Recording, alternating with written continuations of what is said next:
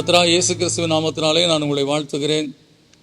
இந்த ஆசீர்வாதத்தின் விடியல் என்று சொல்லக்கூடிய இந்த நிகழ்ச்சியிலே இந்த காலை வேளையில் உங்களை சந்திப்பதிலே மிகுந்த மகிழ்ச்சி அடைகிறேன். இதனால் நான் உங்களோடு கூட பகிர்ந்து கொள்ளும்படியான தேவனுடைய வார்த்தை எரேமியா 32 அதிகாரம் 17 வசனம். உம்மாலே செய்யக்கூடாத அதிசயமான காரியம் ஒன்றுமில்லை என்று சொல்லி இந்த வேத பகுதி சொல்லுகிறது. எனக்கு அன்பானவர்களே, இது விசுவாசிகளுடைய ஒரு அடிப்படையான ஒரு நம்பிக்கை. என் தேவனாலே எல்லாம் கூடும், அவர் எதையும் செய்ய வல்லவராய் இருக்கிறார் என்று சொல்லக்கூடிய காரியத்தை நாம் உணர்ந்து வாழ வேண்டும் என்பதற்காகத்தான் இந்த வார்த்தையானது விசுவாசிகளுக்கு ஒரு ஆணித்தரமான நம்பிக்கையை கொடுக்கக்கூடிய ஒரு வார்த்தை. நாமும் கூட கர்த்தருடைய சமூகத்தில் அநேக காரியங்களுக்காக ஜெபிக்கிறோம். ஜெபித்து முடித்த பின்பாக உம்மாலே செய்யக்கூடாத அதிசயமான காரியம் ஒன்றுமில்லை.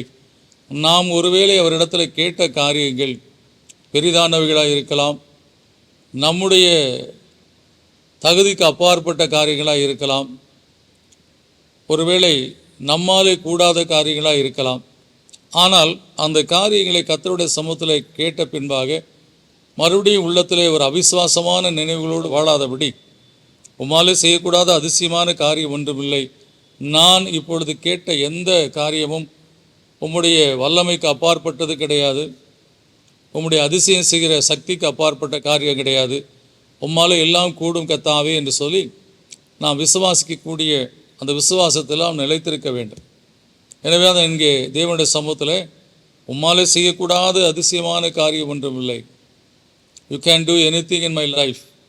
என் வாழ்க்கையில் எதையும் நீ செய்ய வல்லவராக இருக்கிறீர், என் தொழிலில் நீ எதையும் செய்ய வல்லவராக இருக்கிறீர், என்னுடைய பிள்ளைகள் வாழ்க்கையில் எதையும் செய்ய வல்லவராக இருக்கிறீர். நாங்கள் உம்மால் தெரிந்து கொள்ளப்பட்டவர்கள்,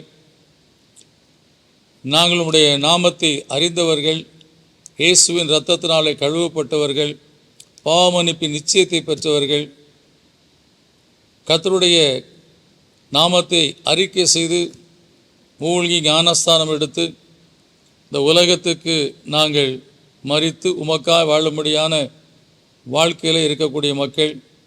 எனவே கர்த்தா, நீர் எங்களுக்கு அதிசயங்களை செய்ய வல்லவராக இருக்கிறீர் என்று சொல்லி நாம் கர்த்தருடைய சமூகத்தில் ஒரு விசுவாசத்தோடு எப்பொழுதுமே ஜெபிக்க நாம் எண்ணம் கொண்டவர்களாய் காணப்பட வேண்டும். இந்த விசுவாசத்தின் அடிப்படையில் நாம் ஜெபிக்கும்போது தான் கர்த்தர் நம்முடைய வாழ்க்கையில் கிரியை செய்ய முடியும்.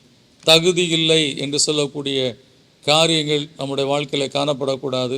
என் தகப்பனாகிய தேவனிடத்தில் நான் கேட்கும்போது அதை எனக்கு கொடுக்க உண்மையுள்ளவராக இருக்கிறார் என்று சொல்லக்கூடிய நிச்சயத்தோடு நாம் அந்த இளைய குமாரன் எப்படி தன்னுடைய தகப்பனிடத்தில் கேட்டானோ அதே போல் என் தகப்பனிடத்தில் கேட்டால் நிச்சயமாக எனக்கு கொடுப்பார் என்று சொல்லக்கூடிய அந்த விசுவாசத்தோடு நாம் கேட்கக்கூடிய மக்களாய் காணப்பட வேண்டும்.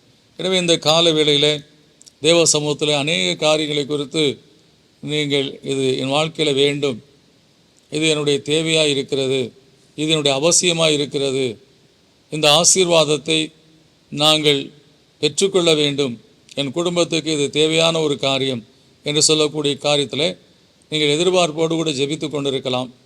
அது ஜெபித்து முடித்திருக்கலாம், இந்த நிகழ்ச்சியை பார்த்து கொண்டிருக்கலாம். உம்மாலே செய்யக்கூடாத அதிசயமான காரியம் ஒன்றும் இல்லை. நீர் கர்த்தாவே என் வாழ்க்கையில் எதையும் செய்ய வல்லவராக இருக்கிறேன்.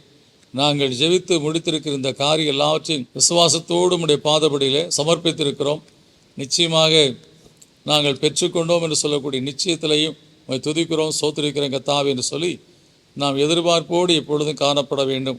உம்மாலே செய்யக்கூடாத அதிசயமான காரியம் ஒன்றும் இல்லை. நீங்கள் இதை செய்ய முடியும் பிதாவே, இயேசுவின் நாமத்தினாலே கேட்டிருக்கிறோம். நீங்கள் சொல்லியிருக்கிறீர்கள், இயேசுவின் நாமத்தினாலே எதை கேட்டாலும் நாங்கள் பெற்றுக்கொள்ள முடியும் என்று சொல்லி அந்த விசுவாசத்தில் தான் இந்த கால வேளையிலும் உங்களை நோக்கி பார்க்கிறோம் என்று சொல்லி விசுவாசத்தோடு நோக்கி பார்ப்போம். இதுவரை உங்கள் வாழ்க்கையில் நிறைவேறாத, இதுவரை நடைபெறாத எந்த காரியமாக இருந்தாலும் அது நிச்சயமாக நடக்கும். தேவனாலே கூடாத காரியம் ஒன்றும் கிடையாது. எனவே அந்த விசுவாசத்தோடு ஜெபிப்போம். நல்ல பிதாவே, நன்றியோடு உம்மை துதிக்கிறோம், சோத்திரிக்கிறோம். உம்முடைய பிள்ளைகள் இந்த கால வேளையில் விசுவாசத்தோடு உம்முடைய வார்த்தையை கர்த்தாவே கேட்டுக்கிட்டு இந்த வேளையில் நீர் உம்முடைய பிள்ளைகளுக்கு சொல்லி பலப்படுத்தின காரியம் உம்மாலே செய்யக்கூடாத அதிசயமான காரியம் ஒன்றுமில்லை என்று சொல்லி அந்த பிள்ளைகளுக்கு தான் விசுவாசத்தோடு தான் ஒவ்வொரு நாளும் உம்மை நோக்கி பார்த்து ஜெபித்து கொண்டு இருக்கிறார்கள்.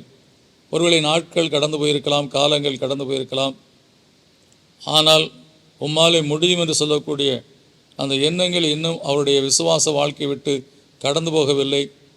இன்னும் விசுவாசத்தோடு உடைய பிள்ளைகள் இன்றைக்கு வரை இந்த கால வேளையிலும் கூட என்ன காரியத்தை கேட்டு ஜெபித்து கொண்டிருக்கிறார்களோ அந்த காரியத்தை நீ செய்வீர் என்று சொல்லி நாங்கள் விசுவாசத்தோடு இப்பொழுது சோத்திரிக்கிறோம். நீர் இந்த அருமையான வேளையிலும் உன்னுடைய பிள்ளைகள் கேட்ட ஒவ்வொரு காரியத்திற்கும் பதில் செய்து, கர்த்தரிடத்தில் கேட்டேன், கர்த்தர் எனக்கு கொடுத்தார் என்று சொல்லி அன்னால் பெற்றுக்கொண்டது போல இந்த அருமையான பிள்ளைகளும் ஆசீர்வாதங்களை பெற்றுக்கொண்டு துதிக்கும்படியாய் நீர் அவர்கள் வாழ்க்கையில் செய்தீர்.